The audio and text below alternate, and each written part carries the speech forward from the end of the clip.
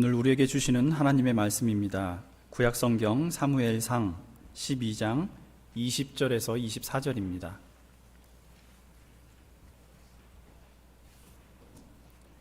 사무엘상 12장 20절에서 24절 말씀입니다. 우리 주신 말씀 한 목소리로 받들어 읽겠습니다. 사무엘이 백성에게 이르되 두려워하지 말라. 너희가 과연 이 모든 악을 행하였으나 여호와를 따르는 데에서 돌아서지 말고 오직 너희의 마음을 다하여 여호와를 섬기라. 돌아서서 유익하게도 못하며 구원하지도 못하는 헛된 것을 따르지 말라. 그들은 헛되니라. 여호와께서는 너희를 자기 백성으로 삼으신 것을 기뻐하셨으므로 여호와께서는 그의 크신 이름을 위해서라도 자기 백성을 버리지 아니하실 것이요 나는 너희를 위하여 기도하기를 쉬는 죄를 여호와 앞에 결단코 범하지 아니하고 선하고 의로운 길을 너희에게 가르칠 것인즉 너희는 여호와께서 너희를 위하여 행하신 그 큰 일을 생각하여 오직 그를 경외하며 너희의 마음을 다하여 진실이 섬기라. 아멘.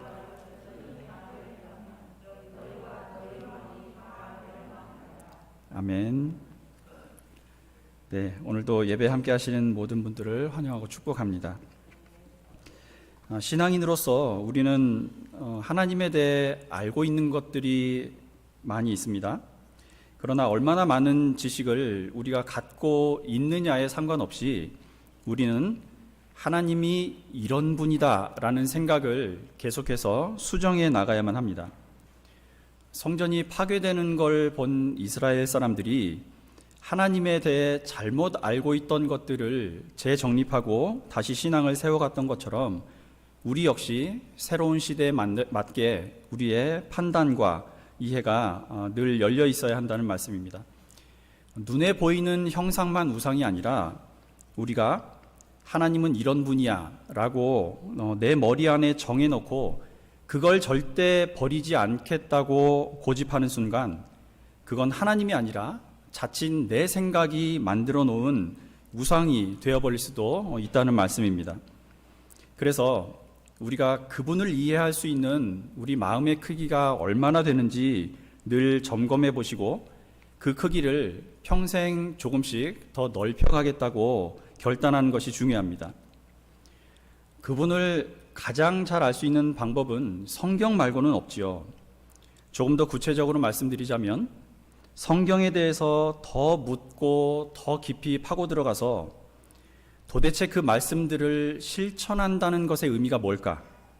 내가 그것들을 어느 선까지 지켜낼 수 있을까? 이런 것들을 평소에 진지하게 고민하셔야 된다는 말입니다.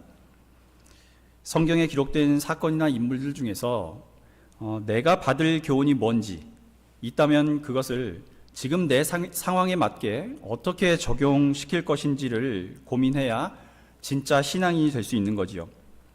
심지어 내가 이 교훈을 반드시 받아야 되겠다는 마음까지 그런 마음조차 하나님의 기준에서 혹시 벗어난 것은 아닐까? 이런 고민을 냉철하게 하셔야 된다는 말씀입니다. 이런 고민이 왜 중요하냐면 내가 이미 갖고 있는 생각들 중에서 내가 절대 이것만큼은 포기하지 못하겠어 라고 하는 것들이 분명히 있기 때문입니다. 너무나 당연하게 여기고 있는 것들이라서 성경을 대할 때도 아예 그 부분은 건드리고 싶지 않거나 아니면 아예 생각도 해보지 않은 것들이죠. 인간이 인위적으로 만들어낸 모든 것을 문화라고 합니다. 우리는 어쨌든 그런 문화 안에서 살고 있는 존재들이지요. 그래서 대다수가 따르는 문화는 그냥 내버려 둔 채 성경을 보는 마음이 저나 여러분들에게 있다는 말입니다. 이미 마음속에 나만의 벽을 세워놓고 그 벽 너머로만 진리를 보려고 하기 때문에 이런 분들의 신앙 성장에는 분명한 한계가 있습니다. 내가 지금 당연하게 가지고 있는 생각이나 태도들이 정말 하나님 보시기에 옳은 것인가? 이런 질문들을 끊임없이 던지고 답을 내리며 사시기를 바랍니다. 이런 모습은 베드로에게도 있었습니다. 사도행전 10장을 보면 베드로가 이방인들을 찾아가 복음을 전하는 장면이 나오는데요. 처음에는 싫어하죠. 근데 하나님께서 환상을 통해서 베드로의 생각을 바꿔주십니다. 그래서 결국 베드로가 이방인 고넬료의 집에 찾아갔더니 많은 사람들이 모여 있었습니다. 이것을 본 베드로가 이렇게 말하지요. 저는 유대 사람입니다. 유대 사람은 이방인들과 사귀거나 가까이 하는 것이 불법입니다. 그건 여러분들께서도 잘 아시지요. 그러나 하나님께서 저를 보내셨기 때문에 제가 어쩔 수 없이 이곳까지 왔습니다. 베드로는 그곳에 모인 사람들하고 이야기를 나누다가 그들에게 복음을 선포하지요. 그리고 그 순간 성령이 그 모임 위에 강력하게 임하는 것을 보게 됩니다. 베드로와 동행했던 신자들은 이 모습을 보고 크게 놀라게 되지요. 그런데 이 사건이 다가 아니었습니다. 이방인들에게 하나님의 말씀이 임했다는 소식을 예루살렘 교회에서 들었습니다. 몹시 기뻐해야 할 일이죠. 그런데 이 예루살렘 지도자들과 신자들은 베드로를 보고 당신이 어떻게 할례도 받지 않은 사람 집에 들어가서 먹고 마시며 함께 어울릴 수가 있느냐 이렇게 비난을 합니다. 그러자 베드로는 지금까지의 일들을 처음부터 상세하게 이들에게 알려주지요. 그 말을 듣고 나서야 예루살렘 교회 지도자들은 베드로를 향한 비난을 멈추었습니다. 자, 이 이야기는 어떻게 보면은 매우 혼란스러운 내용입니다. 베드로가 누굽니까? 예수께서 이방인을 포함해서 온갖 다양한 사람들에게 다가가시며 그들과 함께 하실 때 가장 가까이에 있었던 사람입니다. 여러 경계선들을 무너뜨리고 그 선을 넘나드시면서 사람들을 만나시는 모습을 봤기 때문에 하나님이 사람을 편애하거나 편을 가르지 않는 분이라는 것을 누구보다 잘 알고 있어야 하는 사람이 베드로였던 거죠. 그런데 이 사건이 있기 전까지 예루살렘 교회 지도자들은 말할 것도 없고요. 이 베드로조차 그런 이해가 전혀 없었습니다. 예수와 함께 했던 활동이나 예수님의 메시지가 이들의 고정관념을 꿰뚫는 데는 이렇게 한참의 시간이 필요했던 거죠. 이 사건이 보여주는 교훈 중에 하나는 기존의 문화나 사고 가치관들이 우리 안에 얼마나 뿌리 깊게 내려 있는지, 그리고 우리가 그것들을 얼마나 바꾸고 싶어 하지 않는지를 보여줍니다. 아무리 교회를 오래 다녔다고 해도 이런 고집스러운 마음을 버리지 않는 한 본래 가지고 있던 생각에서 벗어날 수가 없지요. 오히려 이런 잘못된 고집이 신앙이나 인격까지 망치는 경우가 생겨납니다. 저는 지금 인간들이 오랜 세월 동안 집단 지성으로 만들어낸 문화가 나쁘다 이런 말씀을 드리는 게 아닙니다. 분명히 그 안에 하나님의 뜻이 아닌 어둠의 힘이 숨겨져 있다는 것, 그리고 그런 어둠이 성경을 볼 때 비늘처럼 우리 눈앞을 가로막고 있다는 말씀을 드리고 싶은 겁니다. 사도 바울의 예를 한번 보십시오. 그는 기독교도들, 당시에는 나사렛 이단이라고 불렀지요. 이런 자들을 없애서 유대교의 순수성을 지켜야만 한다는 자신의 판단이 옳다고 믿었습니다. 그러다가 눈을 가렸던 비늘이 떨어져 나간 뒤에, 그러니까 자기가 기존에 가지고 있던 생각들을 모두 떼어버리고 난 뒤에야 참된 진리를 만났고 이후에 복음의 길을 찾을 수 있었습니다.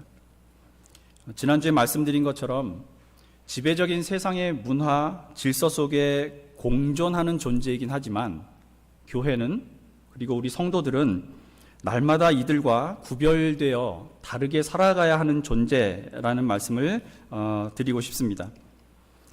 저나 여러분들은 그래서 주위의 문화나 온갖 방식들에 빠져들거나 함몰되지 않으셨던 예수님의 삶의 방식을 배워야만 됩니다.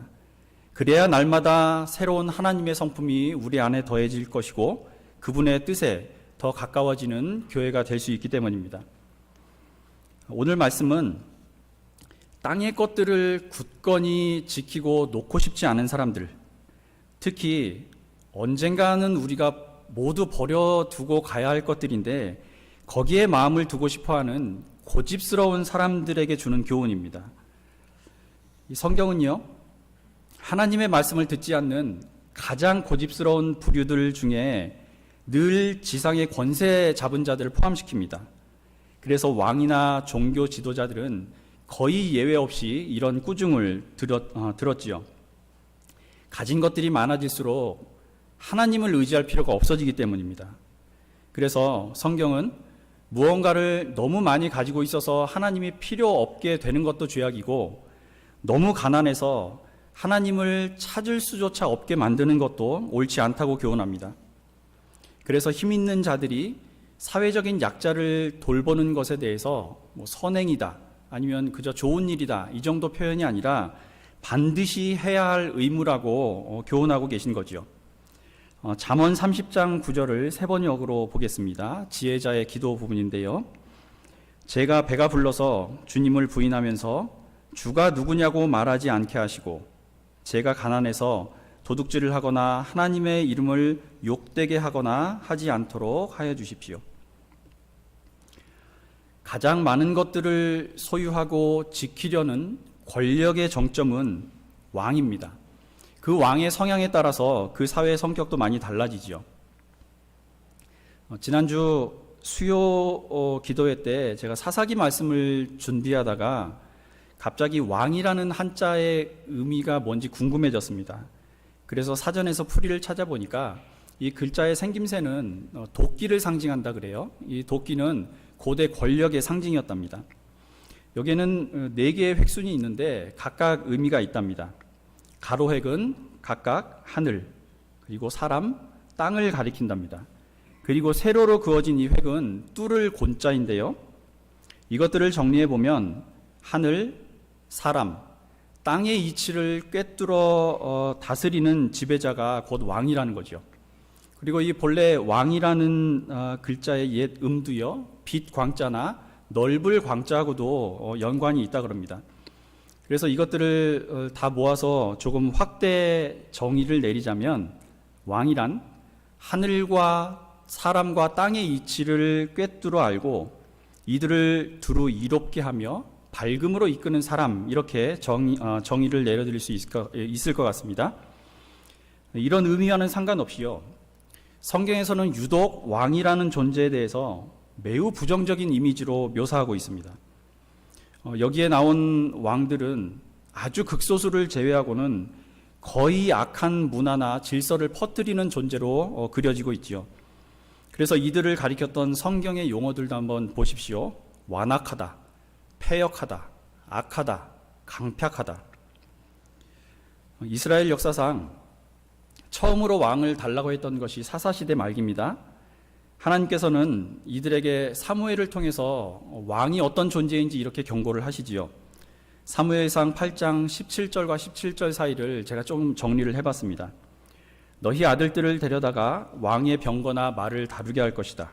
그의 밭을 갈게 할 것이고 딸들을 데려다가 음식을 만들게 하거나 시중을 들게 할 거다.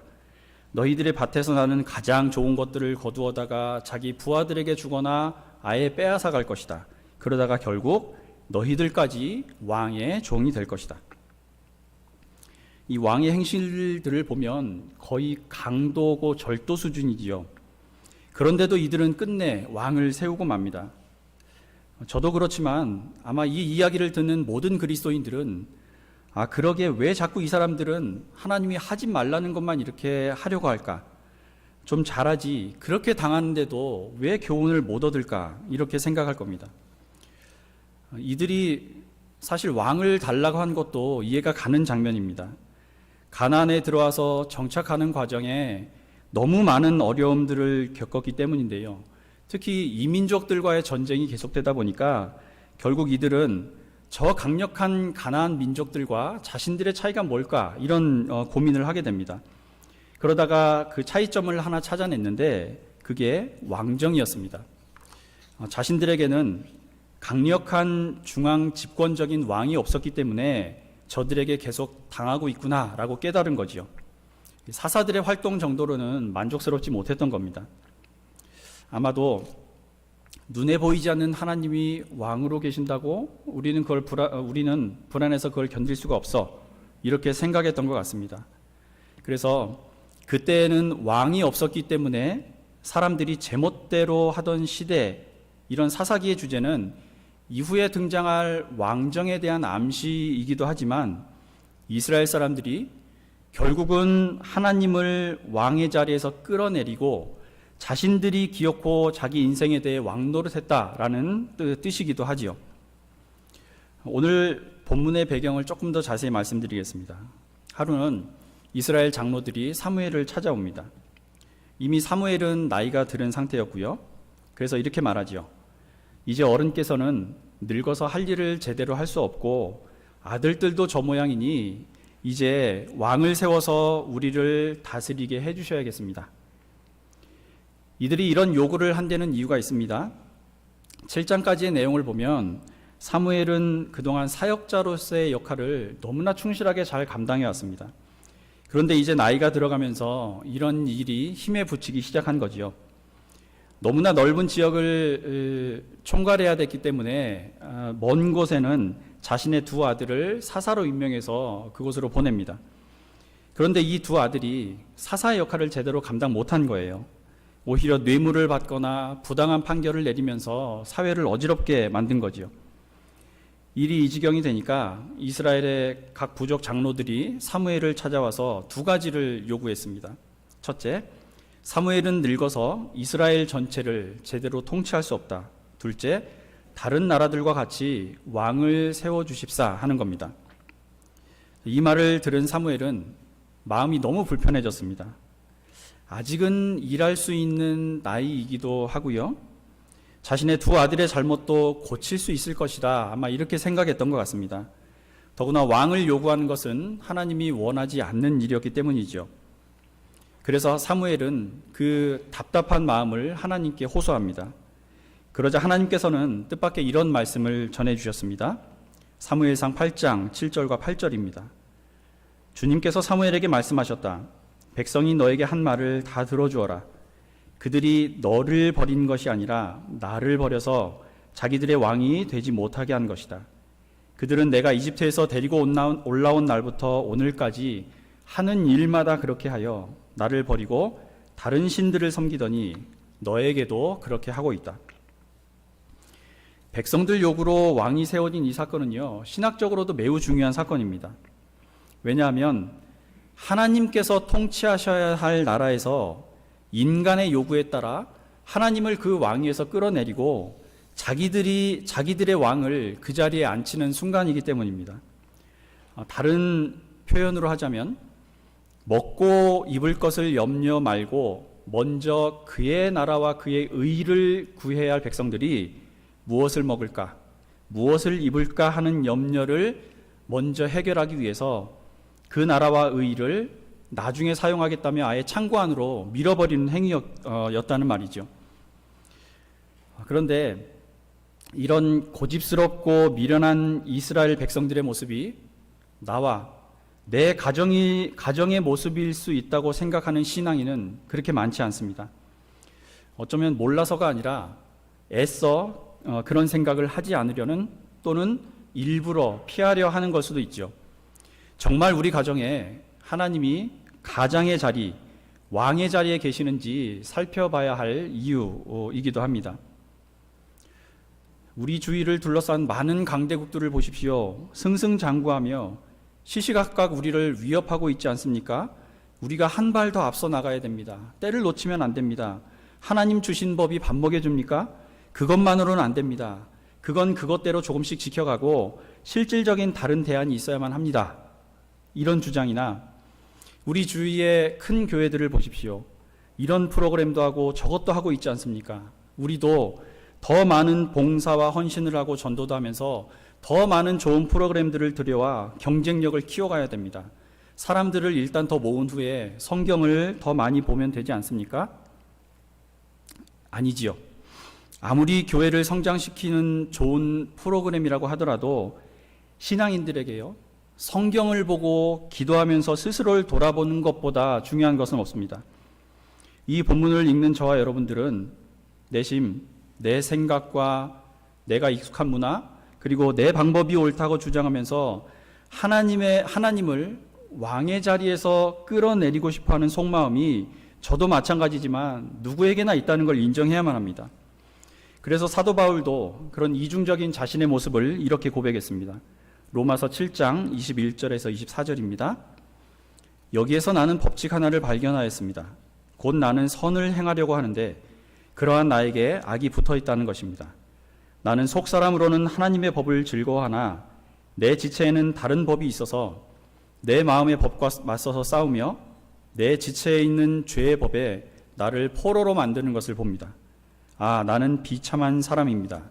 누가 이 죽음의 몸에서 나를 건져주겠습니까? 앞서서 왕이 어떤 존재인지 말씀드렸지요. 하늘과 땅과 사람의 이치를 꿰뚫어 알고 이들을 두루 이롭게 하도록 밝은 곳으로 이끌어야 할 존재가 왕이었습니다. 성경은 우리를 가리켜 왕이 아니라 왕의 자녀 또는 왕 같은 제사장이라고 가르칩니다.